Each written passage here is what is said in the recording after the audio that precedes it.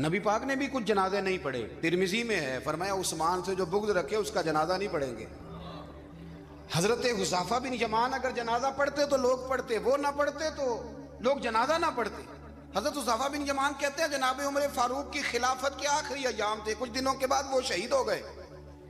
فرماتے ہیں آدھی رات کا وقت تھا، میں گھر میں سویا تھا بڑا بے فکر، اچانک میرے دروازے پہ دستک ہوئی، میں گھبرا کے اٹھا، اتنی رات کو کون آیا؟ کہتے ہیں قربان جاؤں، دروازے پہ گیا تو امیر المومنین فاروق اعظم دروازے پہ۔ میں نے کہا عمر کوئی حکم تھا تو مجھے بلا لیتے۔ کہنے لگے میں نا امیر بن کے نہیں آیا، تیرا ویر بن کے آیا ہوں۔ امیر المومنین کی حیثیت سے سرکاری کام سے بلاتا تو وہاں بلاتا، مجھے ایک ذاتی کام پڑ گیا۔ کہتے ہیں میں نے عمر کو گھر کی اندر بلا کے چارپائی پہ بٹھایا، میں نے کہا حضور میں غریب آدمی، میں کیا آپ کے کام آ سکتا ہوں؟ تو کہتے ہیں انہوں نے نا مجھے ساتھ بٹھا لیا، پھر میرا ہاتھ پکڑ لیا، کہنے لگے تو عمر کو جانتا ہے؟ عمر جھوٹ نہیں بولتا۔ تو جانتا ہے؟ عمر وعدوں کا پکا ہے۔ کہا حضور جانتا ہوں۔ کہا میں اس وقت آیا ہوں جب دیکھ بھی کوئی نہیں رہا۔ حضرت حذیفہ بن یمان کہتے ہیں پریشان ہو گیا، حضور پہلیاں نہ بجھوائیں، مہربانی کریں بتائیں کدھر آئے ہیں؟ تو حضرت عمر فاروق فرمانے لگے 62 سال کا ہو گیا ہوں، 63 میں چل رہا ہے، داڑھی سفید ہو گئی ہے، الپک گیا، اٹھ فریدہ ستیا، داڑھی آ گئی پور، اگا نیڑے آ گئی، پچھا رہ گئی دور، اب نا اب قبر اشر کا معاملہ صاف نظر آنے لگا ہے۔ کہا حضور مجھ سے کیا چاہتے ہیں؟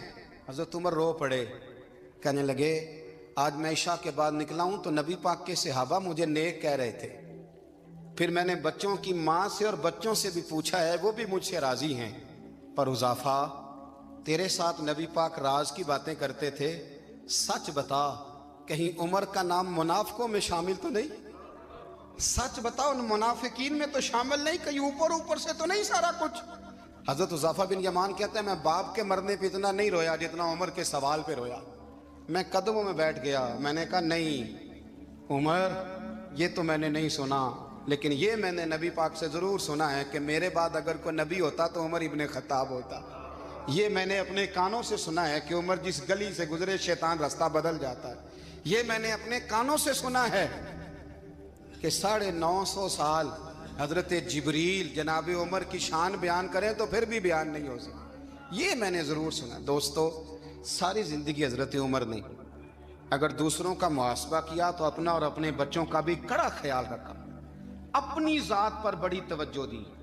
جو لوگ اپنا بھول جاتے ہیں نا، ہمیں اپنی صحت کا بڑا خیال ہے لیکن اپنی روحانی زندگی کا کوئی خیال نہیں ہے، قلبی زندگی کا کوئی تصور نہیں ہے۔ آپ یقین کریں موٹا آدمی کمزور ہونے کے لیے جدوجہد کر رہا ہے، کمزور طاقتور ہونے کے لیے، لیکن جس کو کتنے دن بیت گئے اللہ رسول کی یاد میں رویا ہی نہیں، کتنے دن بیت گئے نعت سننے کو دل ہی نہیں چاہا، جسے مہینوں بیت گئے اور قرآن پاک کی طرف نظر ہی نہیں گئی، وہ فکر مند ہی نہیں۔